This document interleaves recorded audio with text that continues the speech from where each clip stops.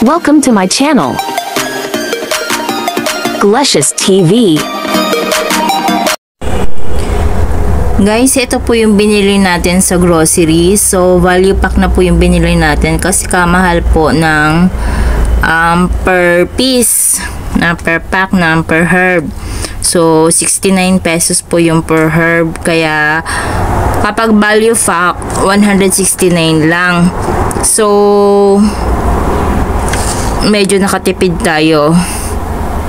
Yun nga lang, mas small amount, pero okay lang po kasi doon na lang tayo kukuha ng pang-propagate sa magiging plant nito. So, ito po ay basil, parsley, chives,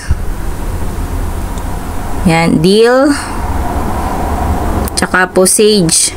Yan po yung magkakasama dito sa value pack na worth 169 sa groceries. So, sa Agri Supply Store, hindi ko pa po na-try kung magkano yung ganito. Pero dahil namili po ako ng groceries, so isinabay ko na siya para po makamenos tayo sa oras kasi lagi tayo nagmamadali. So, eto, tiningnan ko naman, so abutan pa siya ng June 2025. So, January ngayon. Kaya, okay pa naman. So, ayan. Magpupunla po nito tayo. Para sa ating mga customer na naghahanap ng mga herbs. Kasi, nagka-problema pa tayo sa online. Yung mga live plant sa online. Yung mga sa Shopee. So, yung in-order natin na ang mamahal na herbs, na plant na namatay po siya. Hindi ko alam kung ano, fresh naman dumadating. Pero after mga 1 to 2 days, brown na po siya, as in patay. Kaya hindi ko alam kung ano ang problema pag sa online selling.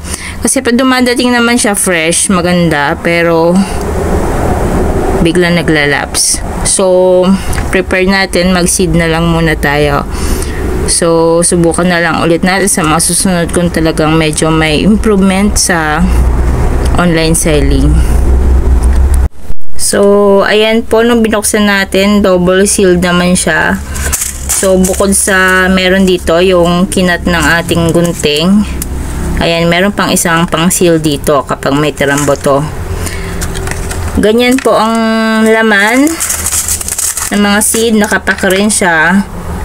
Ang problema ko lang dito ay ang pag-identify ng plant na seed. Kasi hindi pa ako familiar sa seed ng mga herbs.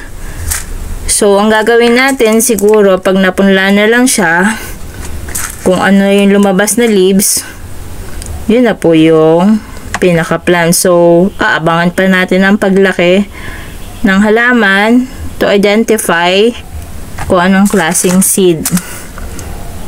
Ayan.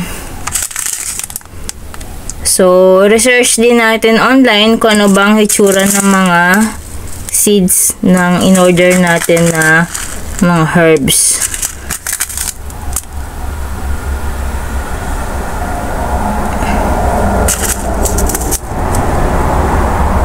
Ayan. May nakalagay rin po dito sa sachet na mga date. Ayan. So, guys, abangan po natin ang ating mga bagong plants sa ating garden, sa Glecious Garden. Guys, according sa research natin sa Google, ganito po ang hitsura ng sweet basil na seed. So, ito muna po yung ating ipupunla sa ngayon. So, identify na natin kung anong seed ito. So, ito na muna ang ating ipupunla sa ngayon. Okay?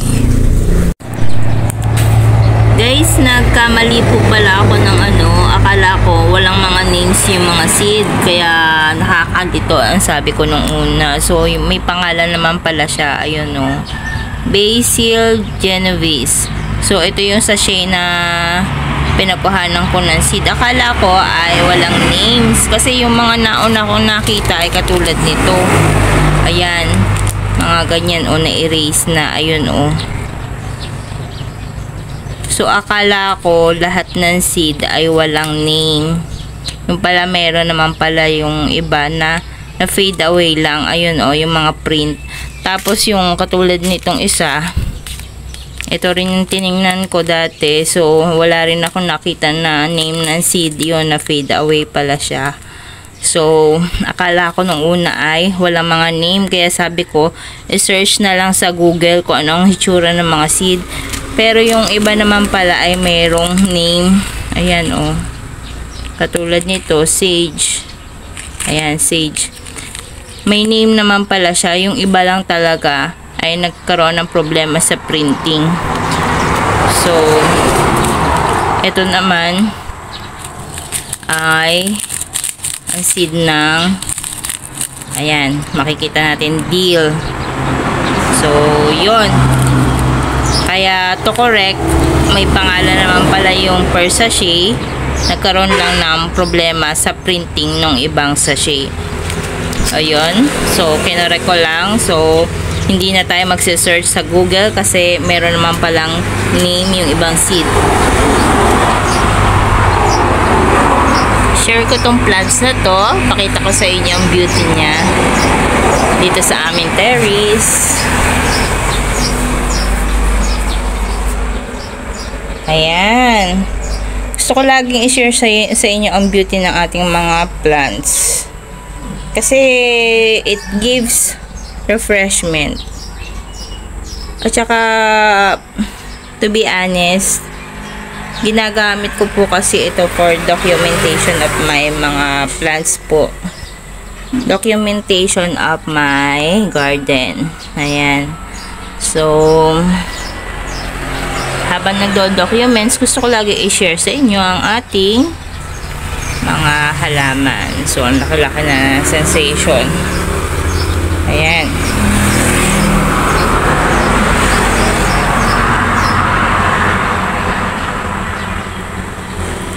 Tapos yun nga po palang mga basil ay dun ko po ipinunla sa mga pot na yun. Ayan, diyan ko po ipinunla. So magtataka kayo bakit lantad diyan sa initan. Kasi yun yung nakita kong procedure dun sa Google search. Ang sweet basil ay nasa initan ng ang pagpupunla. Tapos siguro isisilong lang natin kapag yung punla ay medyo umultaw na. Pero habang seed pa ay nasa initan, tapos tuloy-tuloy lang yung moisture.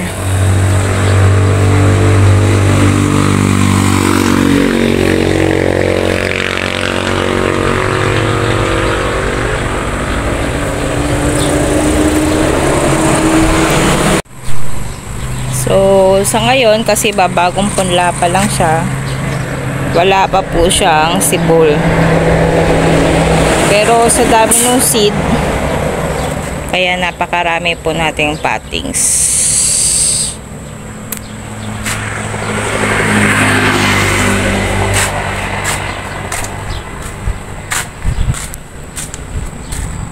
Ipasyal ko po uli kayo sa aking garden.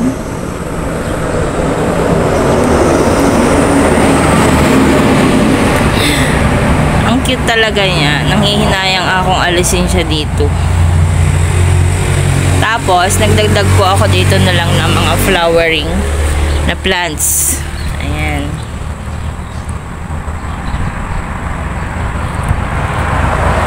Bukod dyan sa mga photos, dinagdagan ko siya ng flowering plants. Ayan.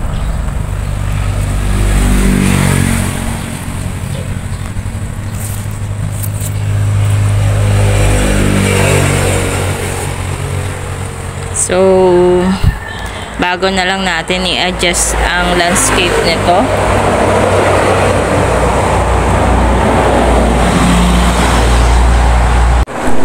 Kung mapapansin nyo guys, yung mga wandering juice, nag-scattered na siya. So, medyo masukal ng tingnan, kaya ang ginawa ko, trinim ko. So, utay-utay ko pong tatanggalin itong mga wandering juice dito. Ayan. So, para po makita yung ibang plants, kasi natakuban na niya. At ang gagawin ko po ay ihahang ko muna. Ayan. So, kaya marami po akong kinuha dito ng mga naka-scatter. So, ito po yung mga na-harvest ko na wandering juice. Ay gagawin nating hanging plants.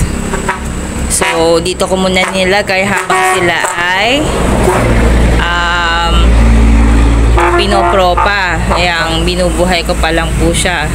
So, ayan, gagawin nating hanging plants, yung mga kinuha nating mga wandering juice doon, para maiba naman. Ayan.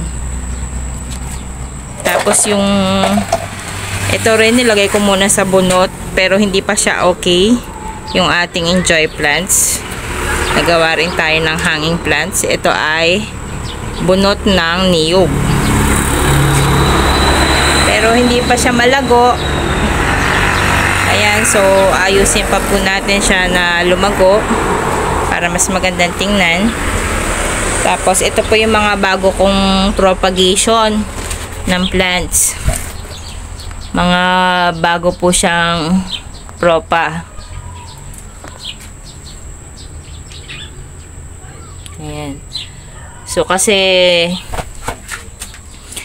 kailangan ko mag-transfer ng iba kasi nagdikit-dikit na. So kaya ang ginawa ko, nagpropa na po uli ako. Transfer ako dito. Ayan.